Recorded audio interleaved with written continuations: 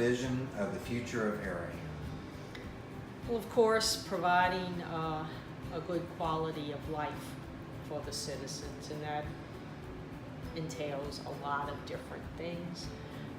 Certainly streets without potholes and a clean and safe environment.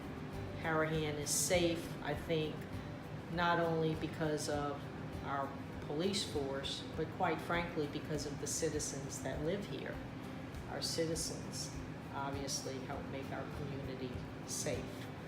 Continuing that, I would like to see us expand upon some things that would be beneficial for our citizens.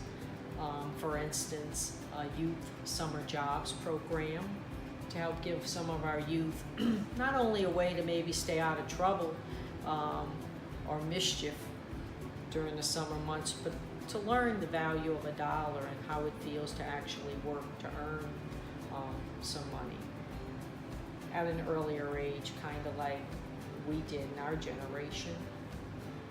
I would love to establish what I call a NAN program, NAN, Neighbors Assisting Neighbors.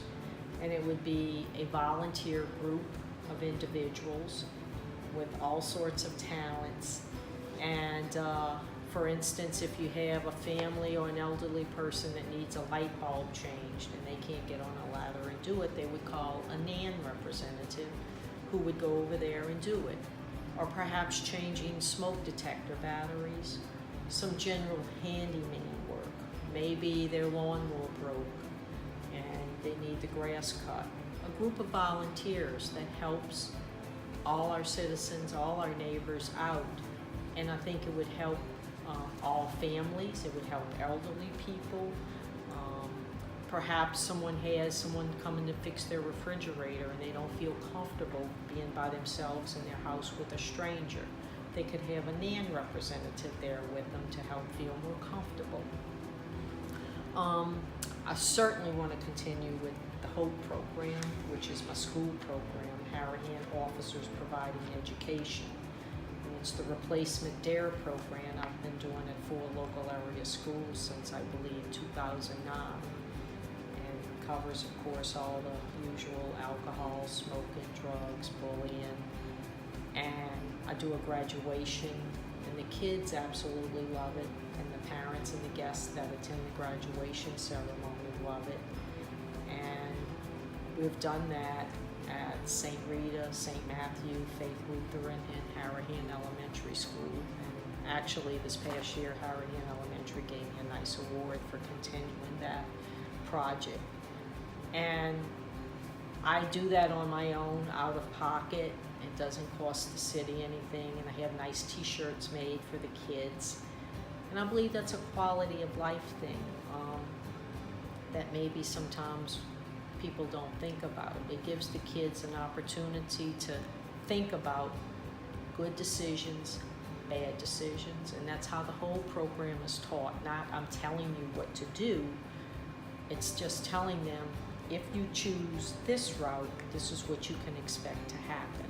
And they get to see pictures of like an emphysema lung, if you decide to smoke, or different types of mouth cancers and things. So it just kind of shows them at an age where they're still formulating what it is they want to do and not have an adult pushing it on them, telling them what to do. I would like to do maybe a feasibility study to see about bringing back the Harahan Railroad Fair. Might be a fun thing that everybody could come together and enjoy. Or maybe a food festival. We've got so many restaurants here, so much good food. And I think sharing it with surrounding communities might be a fun thing. So the vision is kind of broad, actually. I mean, you've got some things that, again, streets, this, that, and the other, but there's some fun things and enjoyable things that I think could be in the future of Harahan also. Challenges do you see the city of Harahan is facing? Well, I think to some degree, financial issues, of course. We have the fire department that needs some maintenance items and personnel. We have our maintenance department that could certainly use an extra warm body and trying to get their day-to-day duties accomplished. We need to come up with additional ideas, revenue sources that do not include additional property taxes or additional taxes on our citizens, whether it's through more grant money or through more assistance from Jefferson Parish, because we pay Jefferson Parish taxes also, more from the state of Louisiana and contacting some of our representatives on a state level, and certainly from a federal level. But we have our various departments that have their own special needs, and I think we need to sit down with each department head and see where their challenges are and try to come up with some solutions that, like I said, do not involve burdening our citizens with additional taxes. We all have to kind of live within our budgets sometime, and that's tough, but certainly doable. I think Colonial Country Club is such a big part of Harahan, certainly the development of that, and making sure that it's done in a way that's going to benefit the city, not just today, but for many years to come, for many generations to come.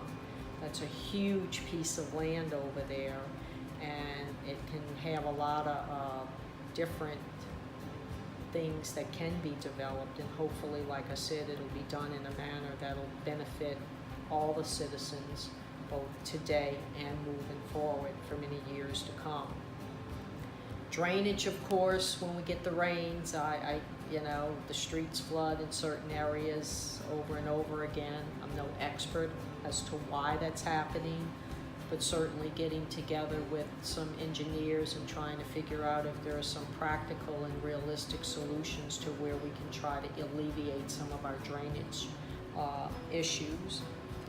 Blighted property, I think everybody wants to live in a city that is clean and nice, and I believe we've made some progress toward getting rid of some places that needed to be demolished and rebuilt, and we certainly have some more that probably fit that criteria. But we have a nice little community here, and certainly keeping it clean and in a manner that when people think of Harahan, it just automatically comes to mind, wow, what a nice, clean little place, community to live and work in. So we have a few challenges, not insurmountable, but I think those are some things that our citizens would like to see addressed and ensured. Darlene, is there any final thoughts that you would like to leave us with?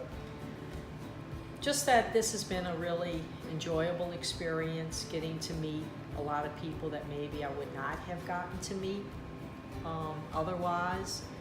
I'm really proud of being able to gain the endorsement of the Alliance for Good Government. That really excited me. I was really excited about that.